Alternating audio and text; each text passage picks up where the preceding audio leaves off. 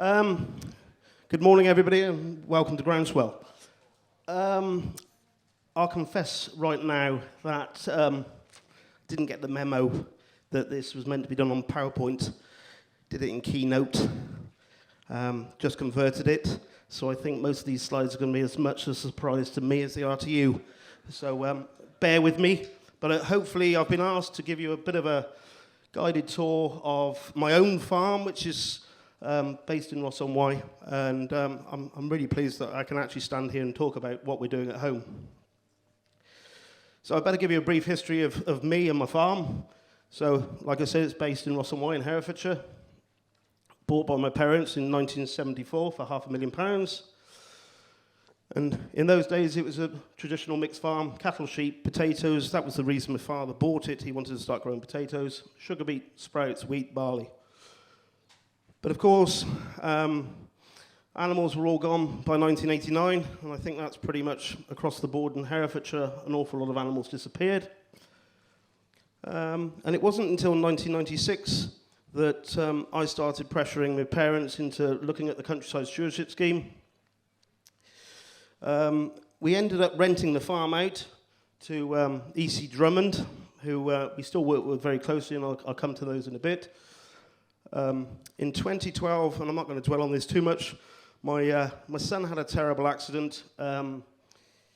He had his head smashed in by a horse, and cut an awful long story short, suffered some severe brain damage, and I suffered mentally massively for 3 to 4 years following that, and took me an awful long time to try and get my life back together, really. He's doing okay, but we now live with a brain-damaged son, which is highly rewarding at times. And that was really the reason I ended up doing a Nuffield in 2015 when my wife said it's time to try and get your passion back for agriculture. So I departed, and I remember sitting in Mino Airport in North Dakota and thinking, let's make this the best opportunity you can. And by goodness, I did.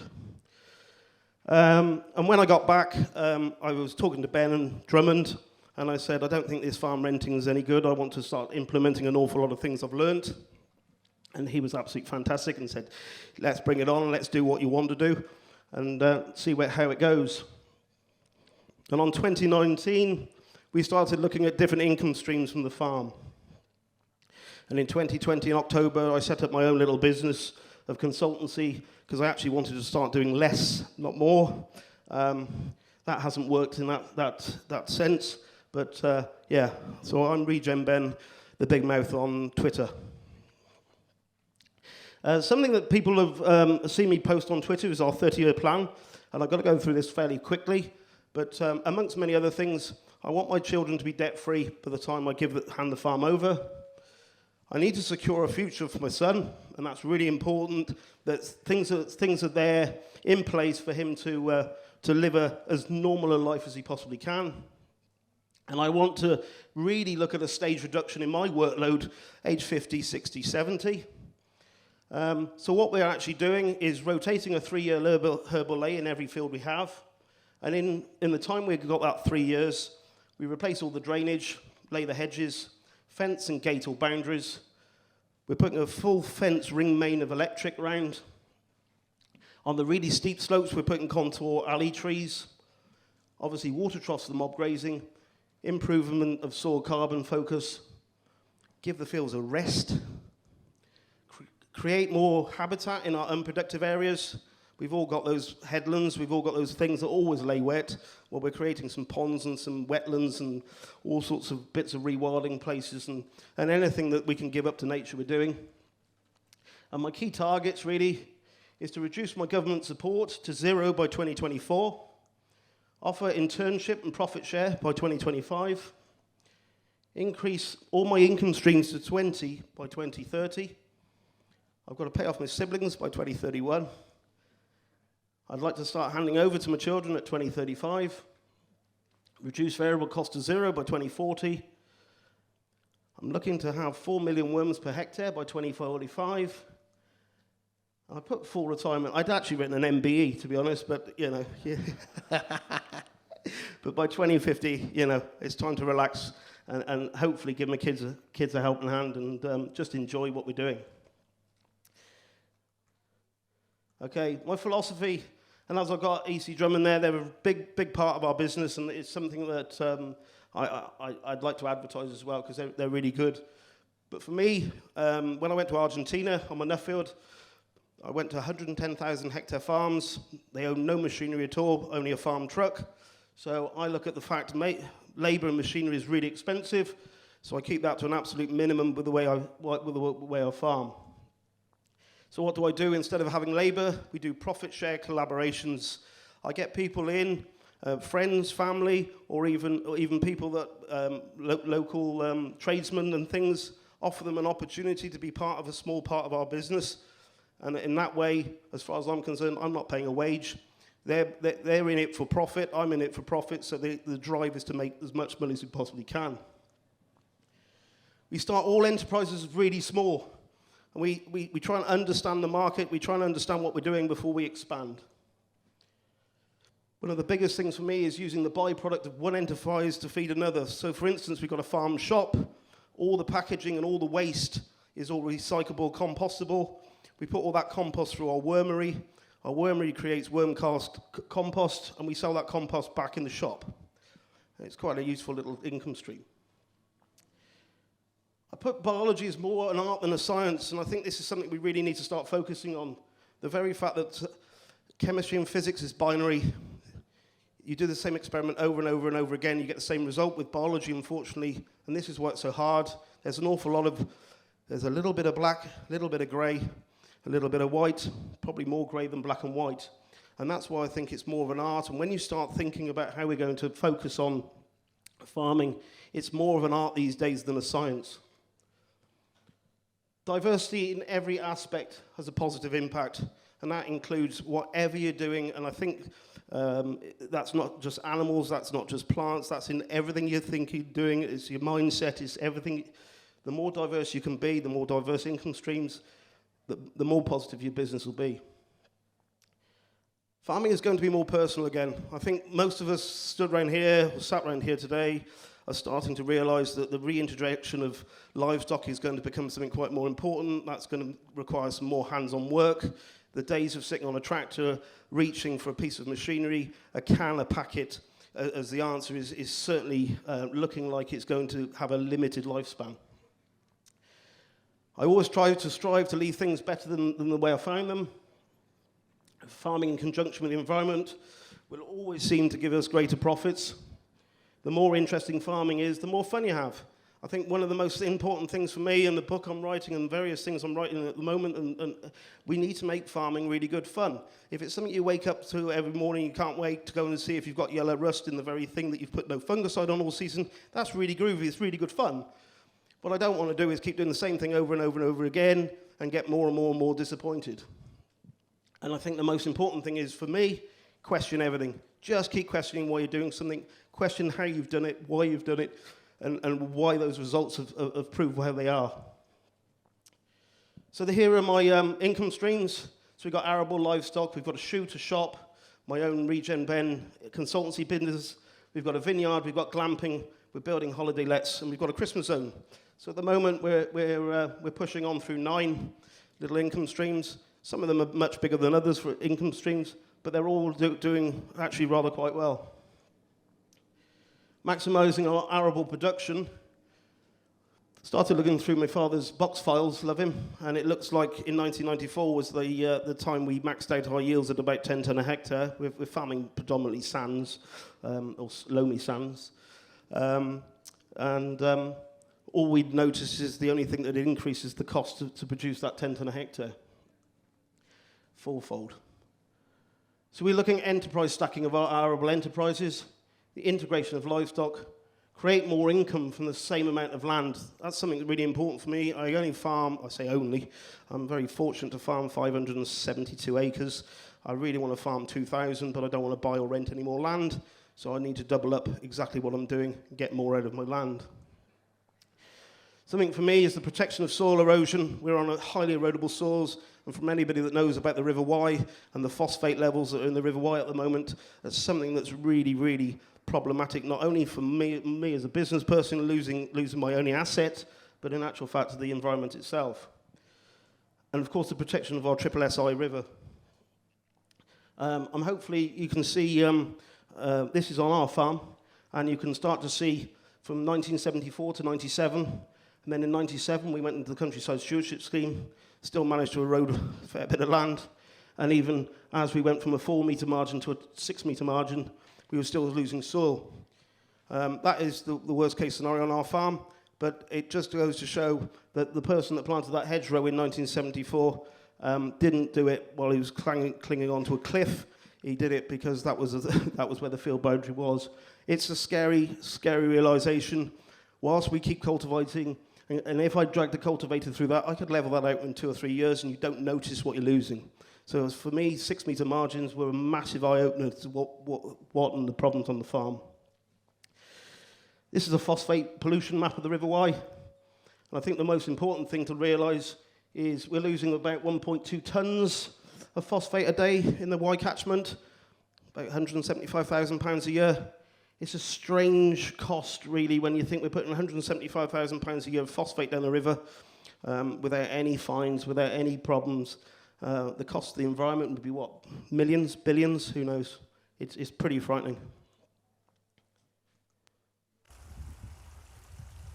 Oh, hang on.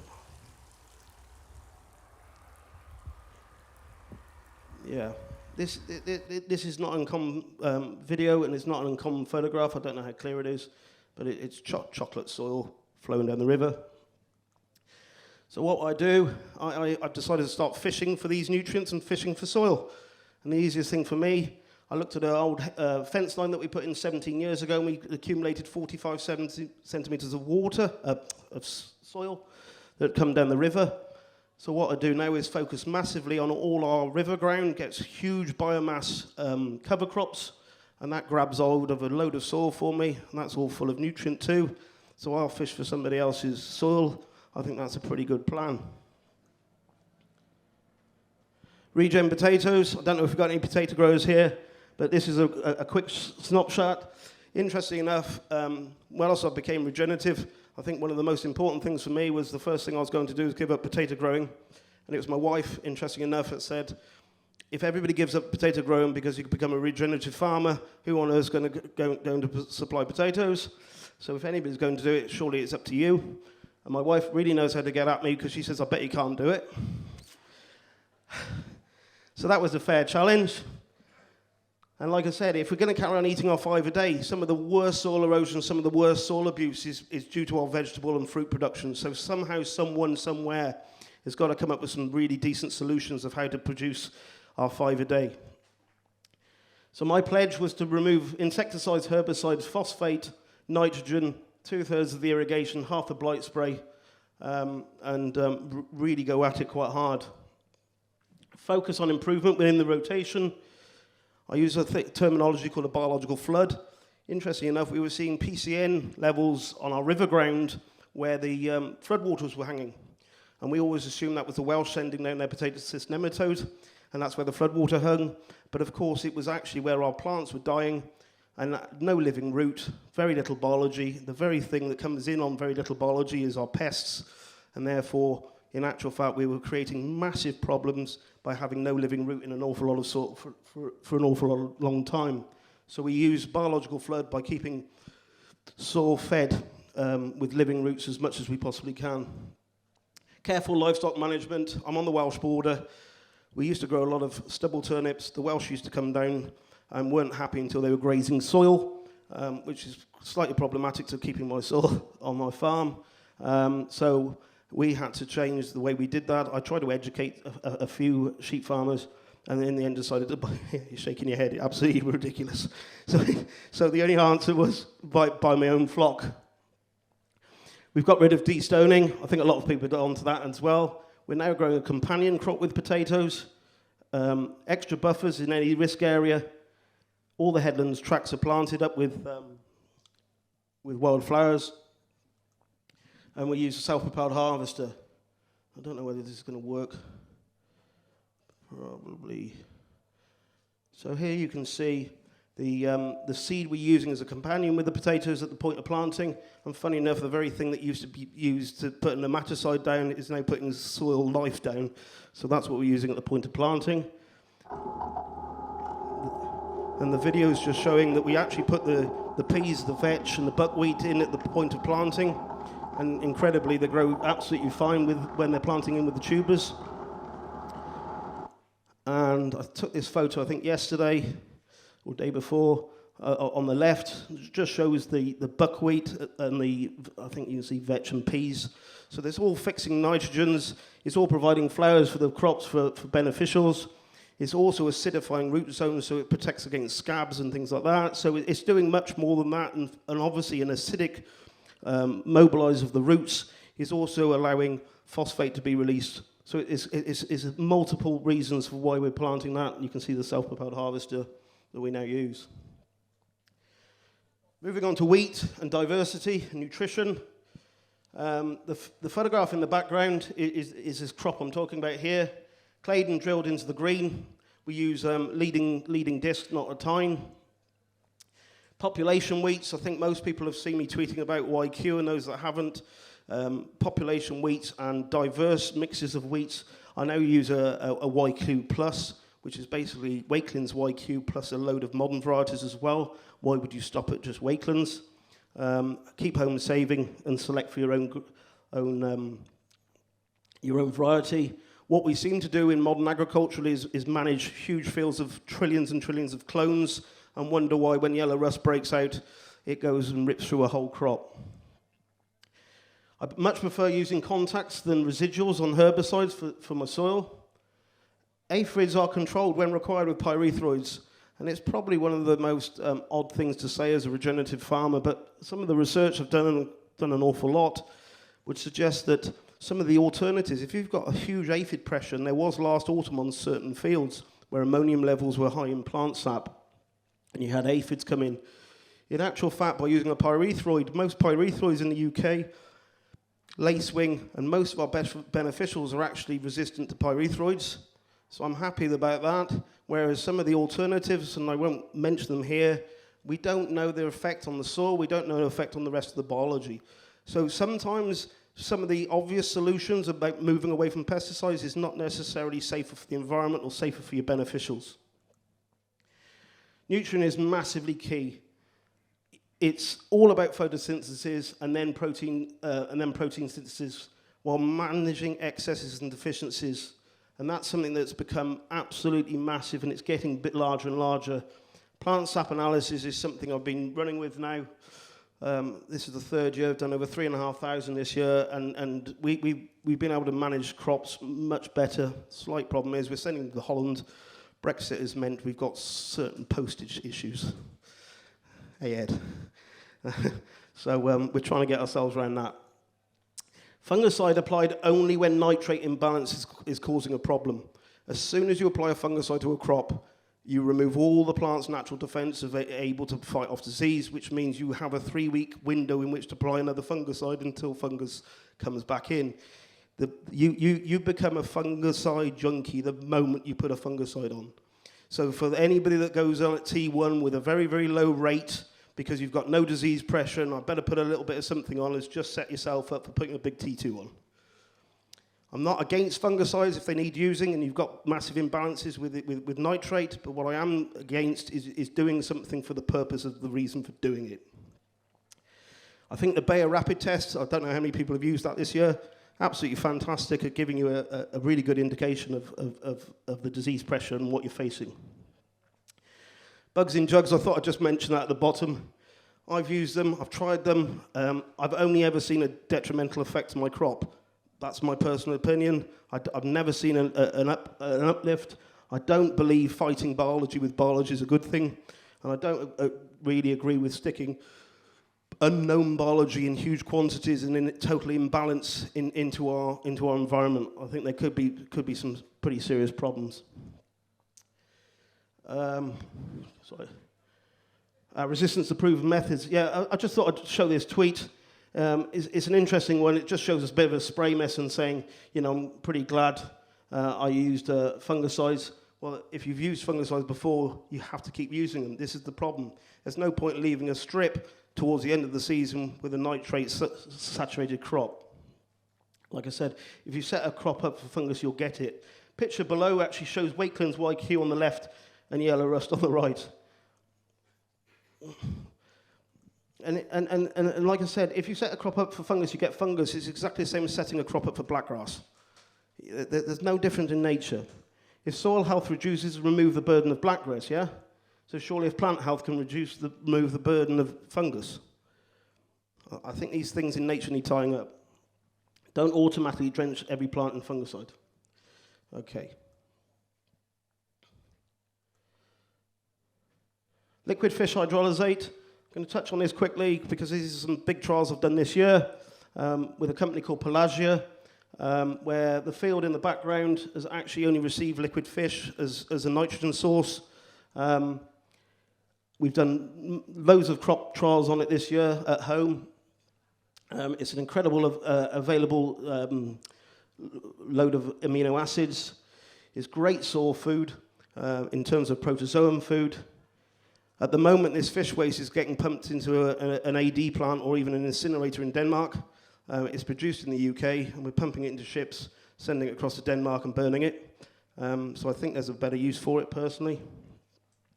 It's also a great addition to a Johnson Sioux bioreactor. We use some in 2 or 3 places where we've seen fungus colonate almost within about 3 or 4 days.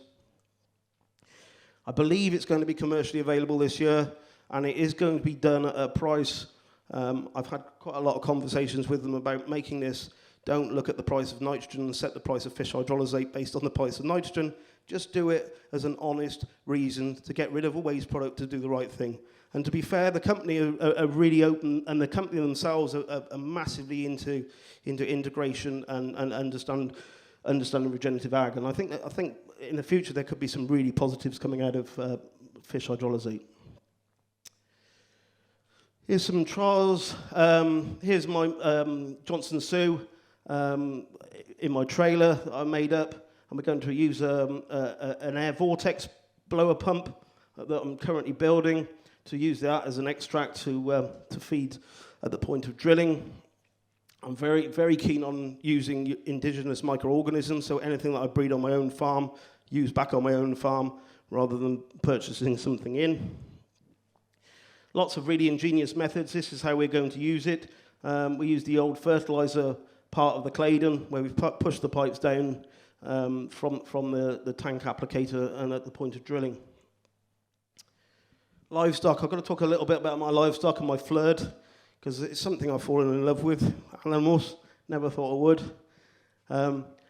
One thing that's really important for me, because I demonstrate and I try and practice what I preach, is to have enough animals that I'm not labelled a hobby farmer. So there's no point in having 8 sheep and 2 cows and talking to somebody about mob grazing. I think it's quite important that I've got a decent-sized flock and a decent-sized herd, and I run into all kinds of problems that I think everybody else runs into too. One thing I do notice, though, is that the way I'm managing them, I seem to be doing an awful lot less work than everybody else I seem to speak to with the way I'm managing them.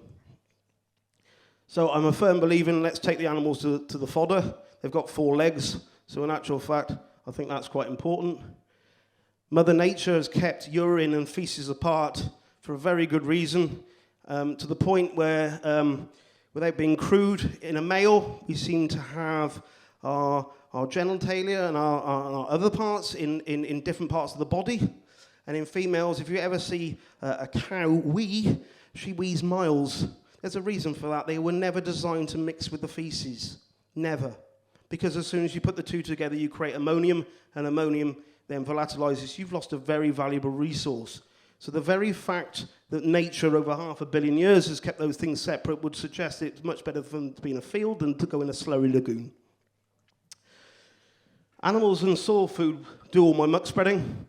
Comes out of them. All my dung beetles, all my soil food web does all that movement in the soil for me. The flirt of diversity. You can't see our alpacas in there, but there's a few alpacas chucked in there for good measure, and we've also got goats that clear up any of the chicory that seems to go a bit woody. And we always look at managing our problem with animal solutions these days. So we have a Himalaya balsam problem on the River Wye, and the goats at the moment are doing a phenomenal job of managing our Himalaya balsam. Turning all our byproducts into meat is something I'm a big fan of. I'll come to that. And realise the intelligence of animals.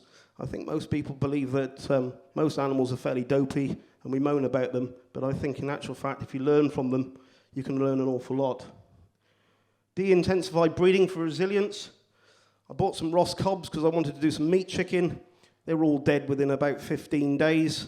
They were so overbred, they wouldn't grow a feather, they couldn't roost, they couldn't do anything I wanted them to do as a chicken. They were just a piece of white meat, or white protein, should I say. So in actual fact, I've had to cross out Ross cobs to actually produce something with far more resilience. Our meat is actually sold through our shop and through our website.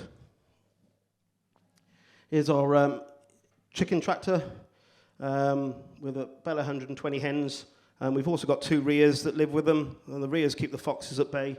So, and we use rainbow eggs. They seem to sell really well. People like mixture of coloured eggs and look quite cool in the shop.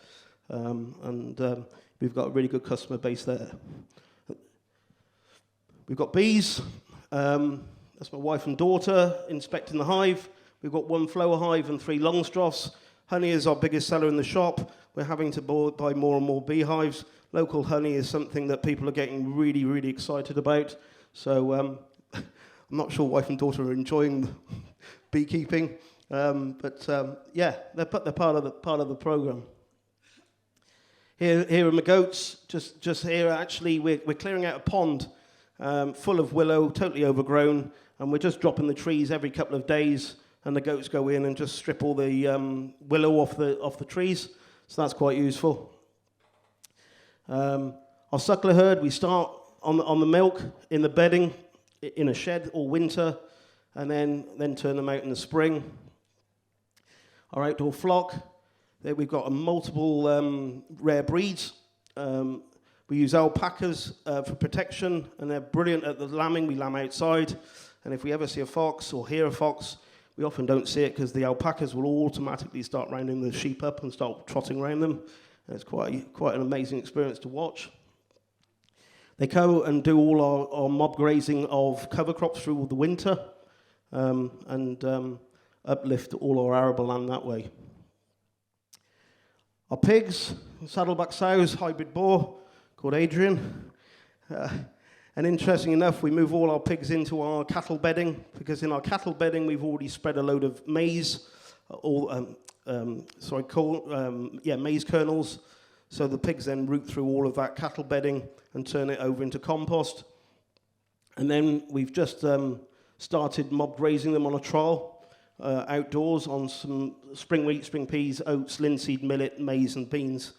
We're trying to actually fatten them up through the summer and into the early autumn and sell them all as porkers then, rather than try and hold a load through the winter and have to feed or bring feed to them. So there's the animal composting. You can see my boy there. Bucket of maize just gets tossed into the cattle bedding, and the animals get in there and root it right round. Reducing animal variable costs. There's another thick sheep. Yeah, or is it just actually trying to find some nutrition that certainly that billiard table grass couldn't give it? Oh, that was all back to front. Diverse herbal lays for me is really important. Movement of stock to prevent the mouse coming into contact with soil. It's fairly straightforward. Regular worm counts, hard cull policy, balancing of nutrients. I think a few people have seen what I do with my nutrition. Copper for sheep, really important. Copper's poisonous for sheep, apparently. Not if you offer them copper as an individual. As soon as we started offering copper to our sheep, we haven't had foot rot for 2.5 years. Purely because somebody said to me, well, if copper's poisonous for sheep, why do you stand them in copper if they get foot rot? Makes you think if it works on the outside, it probably works on the inside. So yes, we offer them the buffet bar all the time. And it's really interesting, depending on the soil that we're grazing, they'll hit different minerals. So down on the river, they'll often hit the rock salt and the cod liver oil, and yet we bring them up onto the sandstone, and the seaweed they go bananas for seaweed, so that's iodine and various other cobalt and selenium. Maximising our game covers. That was a strange order. So, yeah, 15 years of maize and kale. Now, maize and sunflowers a third. Sweet corn and running beans. Asparagus on 3.5 metre rows undersowed with clover. And 3 metres rows between the asparagus of biennial mix, buckwheat, phacelia, and yellow clover and chicory. It's providing far more than just what was a game shoot. So we've got an asparagus crop now for the shop, sweet corn and running beans for the shop, cut wild flowers for the shop, pollen and nectar for our honeys, sizable predator insect zones for protecting crops, summer guided public walks, of course habitat now for our game birds, game for sale in the shop, and march grazing for sheep and goats. So just by using our cover crops and managing them slightly differently, we've uplifted the amount of income we're taking off them. There's my poor wife on the Romo trials in June, for those that saw them on Twitter. So we've started, as we try anything small, so we bought a little 16-inch lawnmower. It's a bigger field than I thought it was, to be fair to her. She was out there for days. And even more guttingly, when I left at 5 o'clock this morning, I said, you know what I'm going to say? And she said, I know exactly what you're going to say, and he's doing it again. I'm hoping by the time I get home tomorrow night, they'll be done again. But interesting enough, it's doing a phenomenal job of keeping the weeds down. The clover's really getting established. And one of the biggest things for us is trying to grow regenerative asparagus. We see an awful lot of asparagus grown in the Wye Valley, and an awful lot of soil gets disappeared with it. And my next door neighbour, who grows an awful lot, spends huge amounts of money in order to try and protect the soil. But in actual fact, we're just wondering whether there's a simpler way and a more cost-effective way of doing it. Here's our little shop. We basically, when I come up with an idea, we don't mess about. So we went and bought a trailer, and in 3 weeks' time we opened the shop. And all it is a little honesty shop at the end of the yard. But we're taking about £100 a day in it at the moment. It's really popular. Everybody, I looked at buying a vending machine. They were £12,500. I thought I could afford to have £12,500 worth of food stolen before I broke even on that. We can't believe how honest people are, and I appreciate we're all in different parts of the nation. We'll have messages on our Facebook account saying, I think I'm £1.50 underpaid. I'll pop up now and pay it. And it's like, that's not me, thankfully. And it's like, yeah, it's not a problem. But we find it absolutely brilliant, and they love coming up, and we've got lots of signs up around the farm showing what we're trying to do with the animals, what we're doing with wildlife and that sort of thing, and they seem to just buy into the whole idea of what we're trying to do. There's my wormery. So it's a continuous flow wormery that we made and designed. Like I said, taking the waste from the shop and sticking it back through the worm and creating vermicompost. And that's the underside of it. And it's on a pulley system that drags basically an upside-down rake. So when we want to harvest some of it, it drops through, so we can just keep adding to the top. Here's our vineyard. My father planted this 20 years ago. We actually think it's probably 25 years ago now. Produces an awful lot of grapes. We've just striking up some deals with Tilling and Wines in order to market it better. And we're coming out with our own label and everything in memory of my father, WTs. So that'll be available this winter. I have got about 36 bottles. So if anybody's camping tonight, come and see me, say hello, and I'll let you have a little taste. But it's pretty good stuff. Sparkling, most of the wine we produce. That's the most awful photograph I could ever show.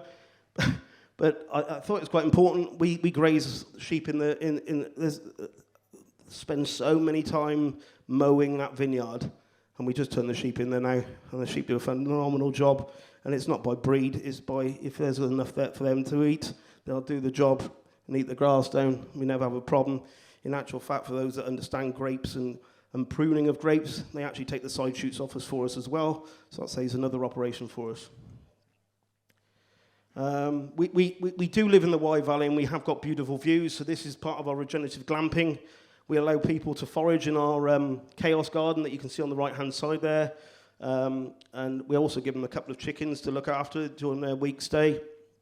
And that's something that we're really on the cusp of getting right. But it's looking really, really good at the moment. This is my Christmas tree zone. Oh dear. I left this to my children and I asked them to plant Christmas trees in straight rows. They planted them in straight rows. One was that way, one was that way. And it was like, yeah, we planted them in straight rows. And I couldn't understand how I was like, but yeah. And they were like, I thought you said everything needs to be random in nature anyway. So we thought, right, okay, let's turn this into an opportunity. So in between that, we said, well, why don't we plant some apple trees and grow some mistletoe and some cider? Why don't we grow some holly and sell them holly wreaths?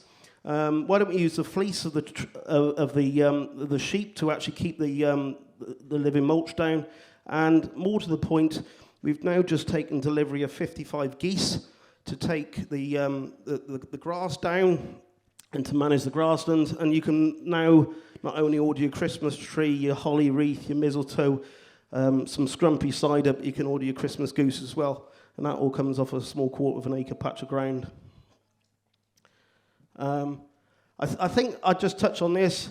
This is 20 years of environmental progress. This is when we went into the stewardship scheme, and I was quite hell-bent on planting the whole of the farm in hedges, and the result on the right-hand side is quite impressive. The fleur, the mob grazing, the lay of herb, and biodiversity net gain. Don't know whether that's going to play. No, that was a video. But anyway, it basically shows, or you'd hear huge amounts of bird song. We've got swallows that have come back. We've got all kinds of things hopping around in there. It's absolutely incredible and for those that listened on Twitter the other day, I put it on there, and it was only the third time of listening. First time I just was admiring my animals. Then I noticed that all the swift swallows and house martins were darting about, and then I started listening to all the birds that were singing all around and realised in actual fact we'd created a really nice environment there. Track building and improvement. As you can see, I often take pictures of my wife doing the work. There's me on the roller. That's why I look like I do, and she looks like she does. But things like that, and just making improvements in order to protect the environment and protect our river. Yeah, this is a typical field, 2018, 2020. This is part of my 30-year plan. Let's put a drain in, you know. Unfortunately, all this water comes from my next-door neighbour, so we put in a huge reception pit that was full of huge 50 mil pea gravel to basically soak up all his water down into a drain and away. And then by this year, this is what it looked like. So I was fairly keen that and you can see how the mobs have moved up across it. And that's basically it for me. Load of picture of me, my family, my friends. Put the fun back into farming, regenerate your mind, soul, life, farm, and environment. I don't know what time it is, but probably gone way over. Oh, cool. So that was a whistle-stop tour of what we're doing. So, yeah, you can help that now. Questions? Can I ask, what's the performance of your potatoes under the regenerative regime? And what's the yield like and the rest of it? Yeah, we've seen no yield drop at all. In actual fact, we're only into the second year of it. Last year was a very good testing year because it was a very dry spring and things like that. And yeah, it was very positive. And we've now got. It was more done on trailer loads and that sort of thing, but we've now fitted a weigh cell onto the harvester to get more accurate data. But in terms of plant health and looking at plant health and managing that, it's incredible to see how a potato crop could be managed with nutrition far better, and how, although we're not blight free, we can certainly manage the amount of blight that's getting into a crop. How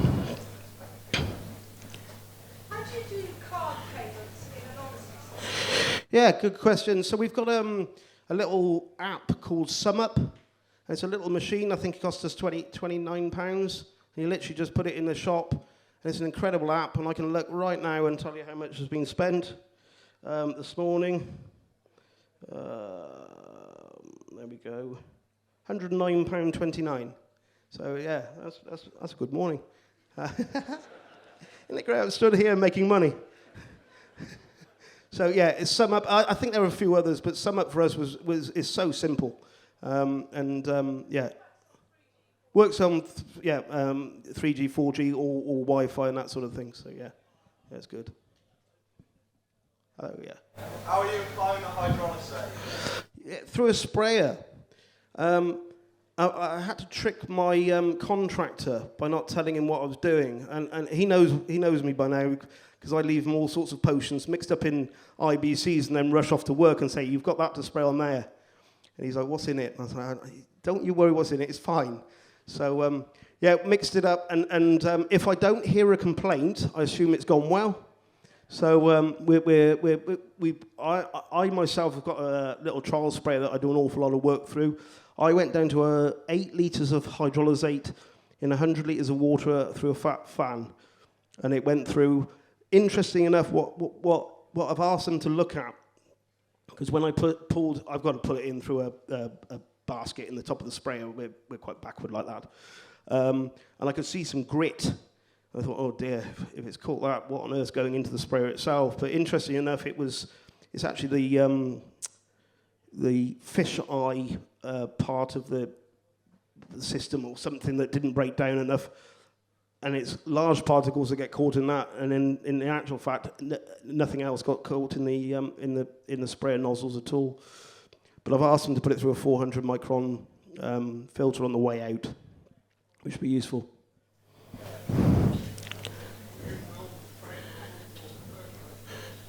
Do I use what, sorry? Yeah, normal 110 degree flat fan.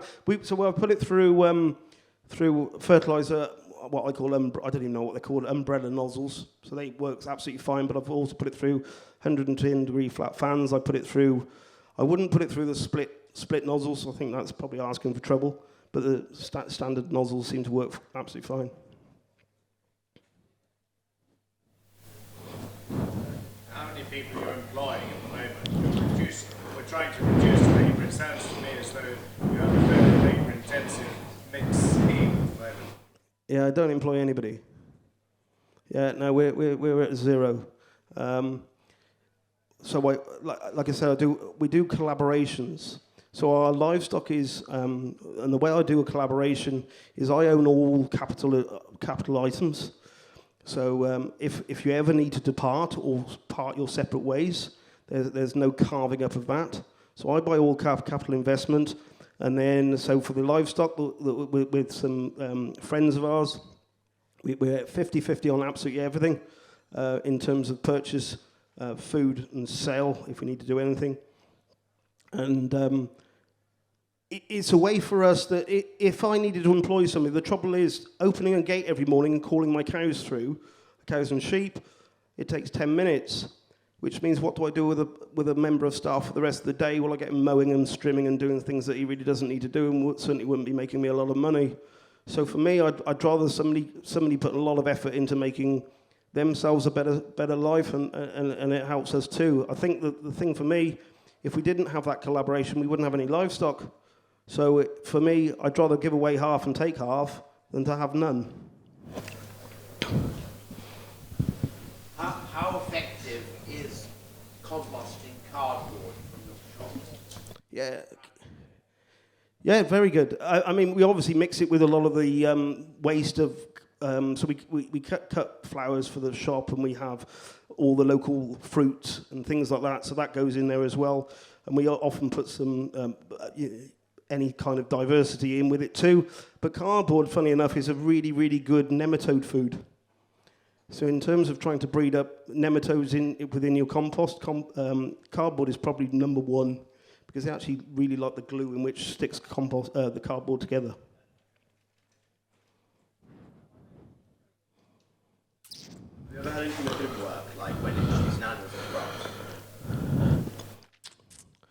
Yeah, I think I have everything that doesn't work all the time. What doesn't work? Spending too much time with my wife doesn't work. What doesn't work? Adrian, what doesn't work? Me.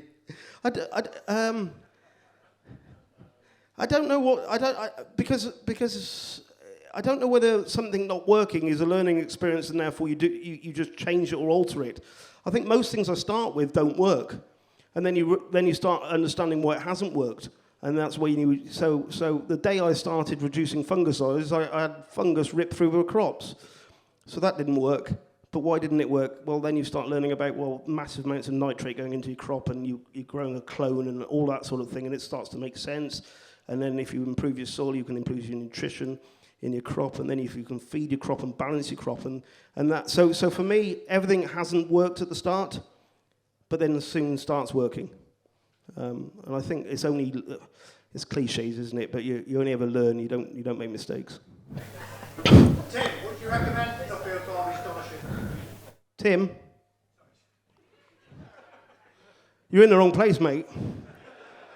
Would you recommend a Nuffield scholarship? I'd recommend a Nuffield scholarship to anybody. Yeah, and if you do one, grab it by both hands and make the absolute. But interesting enough, on a Nuffield, I think the most important thing for me that I learned on my Nuffield is the very people that you arrange to go and meet are the very people that probably you do learn nothing from. I happened to be in Bismarck in June, and there was a Chopsy chap in the farmer's market selling his produce. Didn't know who he was, and I got chatting to him, and cut an awful long story short, I was invited to his farm, and it turns out this chap was called Gabe Brown. It just blew my mind. And yet I was in Bismarck to learn about actually GM sugar beet at the time, and how I thought glyphosate might be the answer to our blackgrass control. So I think the main thing is to leave huge amounts of flexibility in your Nuffield program to go and meet the very few people. It was always the people I never expected to get anything from, or the very drives I drove up. Somebody said, "Oh, you want to go and see him? He's doing some really interesting stuff." So yeah, if you get a chance, do one. Strikes me of Dave. Strikes me of built, a really now diverse business. And two questions really. What do you get the most reward from personally on your farm now? And then second question is, are you getting more enjoyment from your own farm and implementing what you're learning there, or through your consultancy work there? So the most fun I'm having is money. It's nice to have some. I think one of the biggest things on regenerative agriculture, and people go down a rabbit hole so far that they forget they're farming to make a profit. For me, that is first and foremost on everything I do, and that's including my advice and the business advice I'm giving. So in actual fact, I think if you're making money, you're generally fairly happy. And if you're not making money, it's generally a bit of a problem. Where do I take most? Unfortunately, in the front row staring at me right now is one of my clients. So I better say I have much more fun still on his farm than mine. Yeah, but I don't know. Yeah, listening to the environment sometimes it sounds pathetic, and I think a lot of it came from the problem with my son.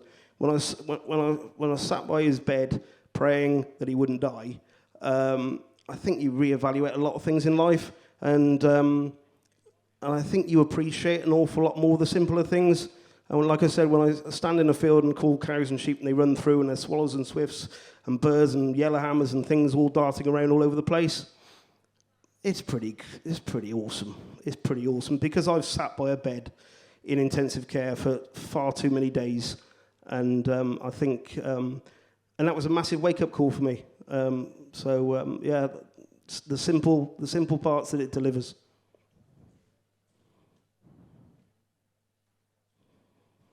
Silence. We haven't talked about the methods of cultivation that you use. We're talking about no-till and min-till and ploughing and all the rest of it. What methods do you use on your farm? Ploughing every year.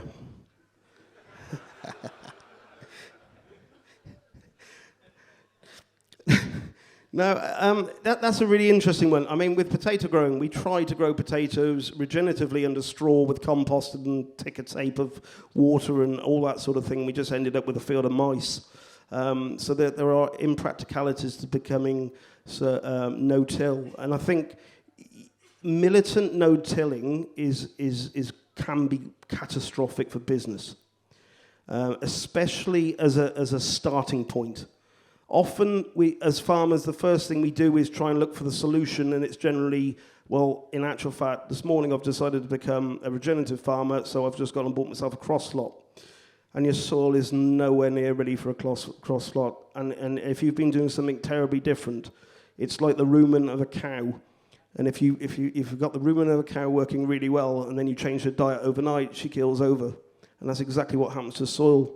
So for me, I'm not militant in anything I do. Interestingly enough, again, clients out in front of me bought us low disturbance subsoiler, which in various trials in the past we've seen some less than favourable results, or certainly no result. But we've got one field in particular that I took photographs of, left 24 metres, we got 24 metres of no crop. So and I know there's an awful lot of people that say leave it to biology, leave it to biology. If you can afford, and Gabe Brown, I think everyone's read Gabe's book. If you can afford 4 years of no return, then go jump off a cliff. If you can't afford 4 years of no return, then I think it's really important to do a weaning process. And you do slightly less, slightly less, slightly less. And sometimes you get things wrong, and sometimes you need to get in with a low disturbance subsoiler. The other really important thing for me is everybody becomes a biological farmer overnight and then forgets. So all you've been at the moment is chemical and physical junkie, and all of a sudden you've become a biological junkie. It's really important to do all three. So there's physics, there's chemistry and biology in soil, and they should be managed absolutely a third. And if you've got a high magnesium-dominated clay and you decide you've been doing a huge amount of tillage and you stop, that magnesium is going to cause your clay to go like concrete. And if you don't start adding some gypsum to open that magnesium up, you're going to end up with problems. Biology will not solve that problem. So chemistry, physics, biology. Could you go through the stages of how you establish your chaos garden? Yeah. Pigs, throw a load of seed. Yeah. It really is that simple. And then Helen dibs in some potatoes. But yeah, it really is that. But pigs are if you don't use the pigs, you just end up with a field of fat hen. So integration of livestock yet again. Are you managing light and virus with aphids without fungicide? We're measuring. We're doing virus without aphicides. Blight. Yeah, on potatoes. Yeah, peach potato aphid. Peach potato aphids are getting so resistant to insecticides. If you're not looking for something different at the moment, you've got a problem. So just promote beneficials. That's why we plant vetch, peas, and buckwheat, as many flowers as we can possibly put in. And then every 36 metres, put a strip of wildflowers in too. We need to be on this journey. And that's something that's really important for us on virus. In terms of blight, I'd love to be blight-free. I'd love to be blight spray-free too. Three applications last year.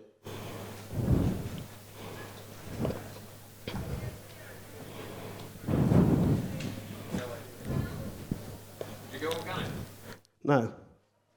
No, funny enough, lots of people have asked, will I go organic? I make too many mistakes through learning. And sometimes if I need some glyphosate, sometimes I need to do something pretty drastic. I think it's a really useful thing. I'm not going to have a go at organic, but I find it strange that I can use an antibiotic and just double the withdrawal date, but I can't use glyphosate and double the harvest interval. So I think the hybrid of the two. I mean, my ultimate game is to be organic no-till. That's never going to happen.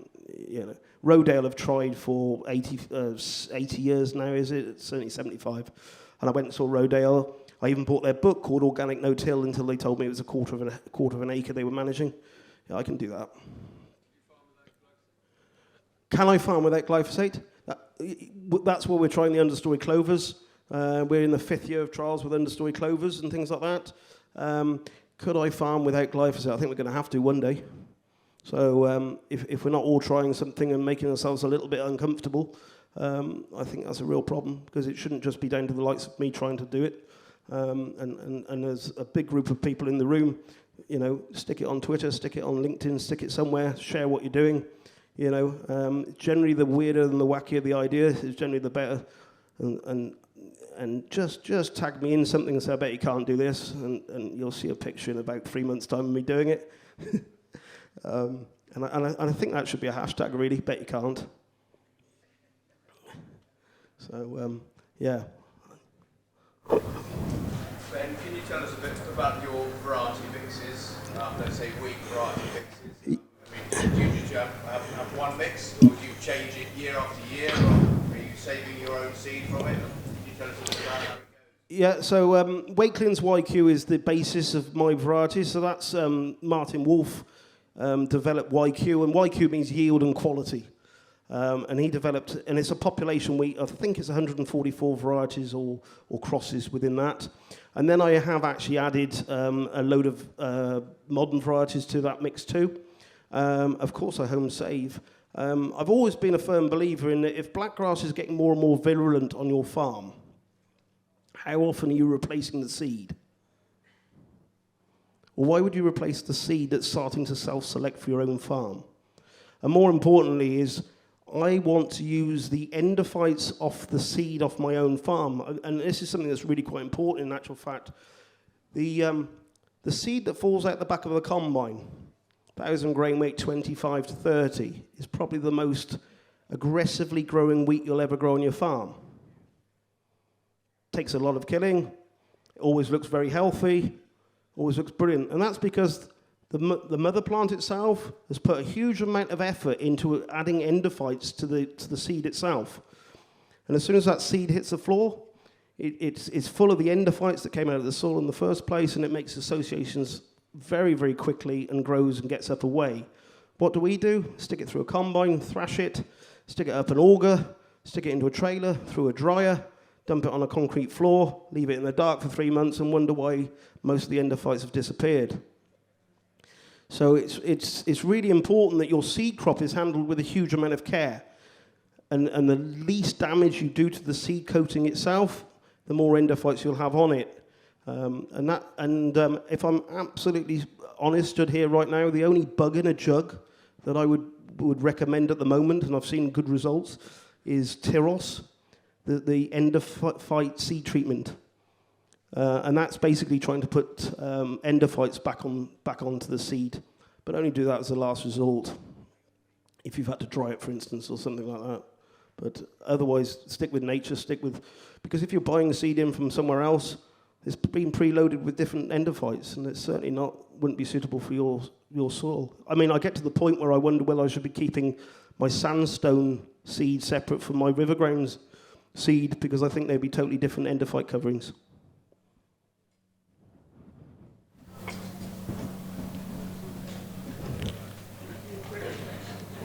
Do I do bricks test? Used to. Bricks. Well, I don't now. The problem with bricks is I can show you high sugar on a day like today, and I can show you low sugar on a day like tomorrow if it's cloudy, and I'm not really sure what it's telling me any more than the plant is photosynthesizing better when it's warmer and in more conducive weather conditions. And now that we're doing sap analysis, we get sugar results, and the sugar is giving a much better, more accurate result of the plant at that stage, and we compare that to old and new leaf. So I did go through a phase in about 2015, 2016 of doing quite a lot of bricks, but that was before and I think with any technology, you start there, and then you learn about something else, or more modern techniques that come through, so sap, and that's where we're at the moment. Who knows where we're going to end up?